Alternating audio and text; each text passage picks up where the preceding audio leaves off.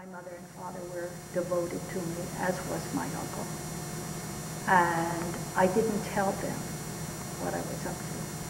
I went and took the written exam and took the physical exam, and then brought the papers home on a Friday and asked them to sign. And they were astounded because they had no idea. My mother was heartbroken. I was earning more than any of my friends. I was the super private secretary, all of that garbage.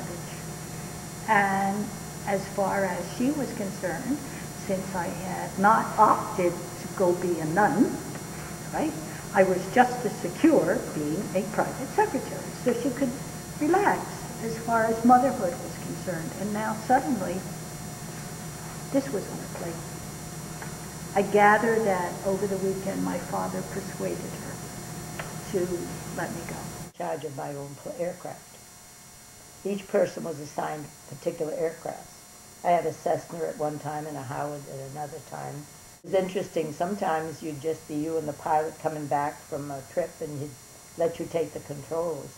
Sometimes you'd be in the back, but as a co-pilot, he'd let you take the controls. And one particular time, the pilot said, well, you've done fine so far, call in, we're within reach of the earth, you know, the tower, and call in for directions to land. But I know he was teasing, so I wouldn't do that.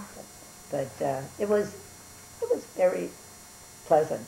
You know, you go up above the clouds and you know, just enjoyed it, that's all. There was a time, I thank God I was always lucky, but there was a time when the Patriot could not take out a Scud or missed a Scud, and it did hit in an area near Damon. We were not in that area at the time, but most of the time the Patriots were right on time, right on target to take out those Scuds. But being in Scud alerts was very nerve-wracking and intense. And then also at that time we did not know if they still had the chemical capability.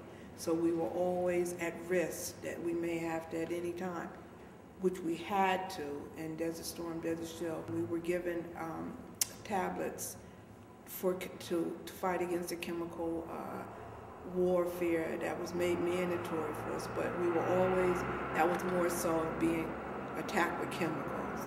It was a very nervous time, because when we would hear Scuds, you know, we prayed that those Patriots could take them out in time. I think it taught me that the Americans are